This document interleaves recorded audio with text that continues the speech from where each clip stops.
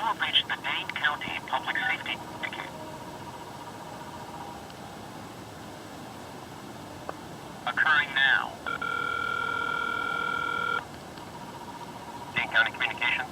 Hi, my name is John Lattimore, and I'm calling about the phone call I made to 911 earlier. Well, was there an address you were calling in regards to, or were you calling? United Mailing Services in Madison, Wisconsin.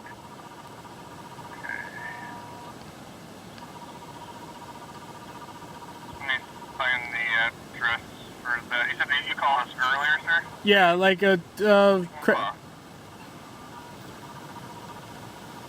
yeah, I think we still have officers assigned to that call. Well, what's happening right now? nothing. I have. I'm still working. I have a moment to speak to someone if they're available. Otherwise, in a second and a half hour, I have to leave to go on my route. So I won't be at this address, but they can still call me. Are you at the Progress Road address right now? Yes.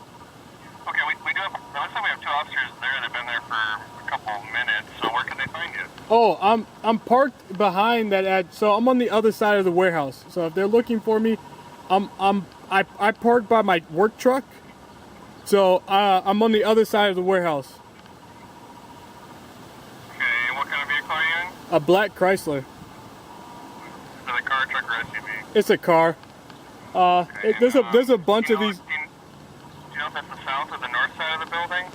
Near the driveway. So wherever they drove into the driveway, it's I see two driveways there, one on both sides of the building. yeah. So the other driveway. Tell them the other driveway. They Okay, on the other side from 3006 Progress, the opposite side of the building? yes. Okay. I'll let them know that, John. I'll tell them that you're your black Chrysler. They can meet you there, okay? All right, cool. All right, thanks, sir. Bye-bye. So today I was at work, and this is the second time this guy has rubbed his one hand or the other against my butt. Okay. The first time he was holding a tray on October 4th down by his waist, like right here, and he walked straight past me, and his left hand on the tray rubbed against not my butt, but like it's close enough. This is my butt cheek right here. Okay. So he rubbed his hand. When he stands like this, his hands walk past me, will rub my butt at the top, exactly where I just told you. Okay. So I told him, I said, hey, my name is John. If you ever need me to move, just tell me that, because you just rubbed up against me. And he said, oh, my bad, I'm sorry. And it was real short. His response was short, but he understood what I said. So then today, that was October 4th, so like 2 weeks ago. Today, the dude did the same thing. Okay. But this time, he walked past me, and he acted like I saw the camera footage, and the guy who runs the shop told me that he saw the guy turn. But when he made the turn, the dude was standing directly behind me. So he was already right behind me. He had already made contact with my butt cheek. Okay.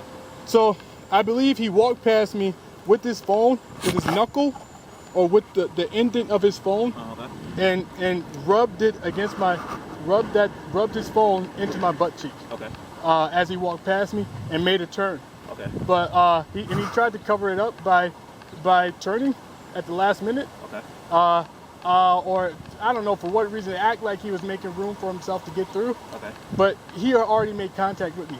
All right. So he already rubbed my butt and then turned. Okay.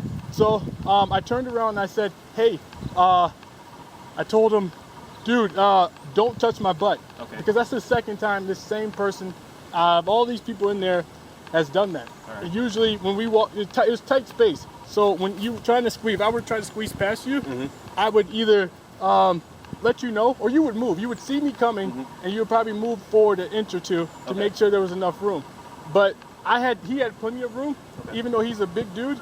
He had plenty of room or plenty of time to turn sideways, and not right after, not right before he made contact. Okay. I mean, right when he was right behind me. It would be no purpose for me to turn my body sideways in that little space for you to get through. All right. After you're already in that space and you make contact with me. All right. So it's like he did it afterwards. Like he made the decision to turn his body after he made contact with me in a very tight space. Okay. Just for respect purposes, I just have like this recording for this purposes. Just for posterity. So I just wanted to let him know that way he's not cut off guard. He doesn't. Yeah. Okay. And go ahead though. Someone told me to always do it. No, you're good, man. Yeah. Like I ain't saying you're doing nothing wrong. You're fine. Yeah, you're fine, man. So I turned around and I said, hey, don't do that. Okay. I know whatever he touched me with was hard. Okay. So it's either his phone or his knuckle. Okay. Rubbed against for like 2 inches, like a 2-inch rub against my butt. Okay. And my head. I don't know why I didn't respond as quickly as I should have. I don't know because That's the point. yeah.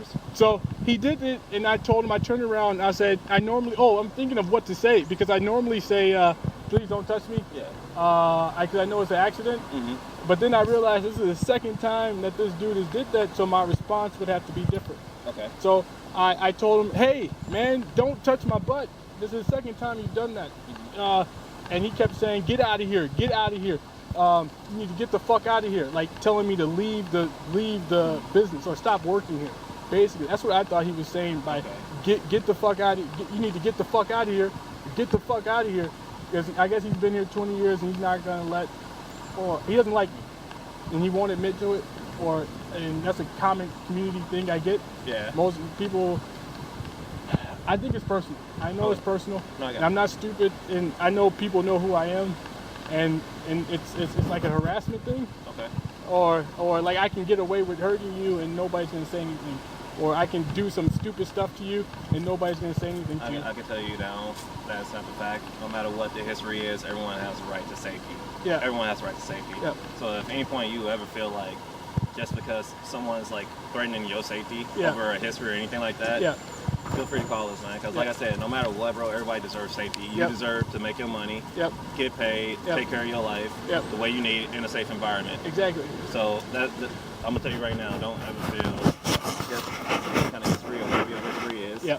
I don't know what it is. Don't be afraid to call us, man. Like if you feel safe, if you feel unsafe at any point, call us. That's at work, at home, anywhere. Like I said, that's literally our job, man. Make sure you feel safe. Make sure you safe. So that's first things first. I'm gonna let you know that now. Okay. Second thing, man, like I'm gonna let you know now. I'm real detailed with questions, stuff like that. I'm like curious, like how close is like our work environment? Like if you have to estimate it. It's a little bit further away from your car door than you are. So maybe if you took one step to the left. So about. I'm sorry, you're right. I'm sorry. So about this much room. About that much room. Okay. All right. And it's easy to bump. You have to turn. People, so you have to turn to get past somebody. Okay. And you say the first time dudes had a tray.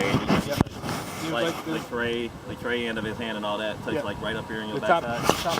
So it's like the top portion of your buttocks and like right below your back, right? Yes. And about how big is he? You said.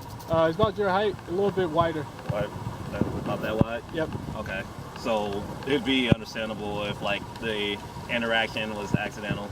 The first time. The first time, yeah. And what I'm trying to understand is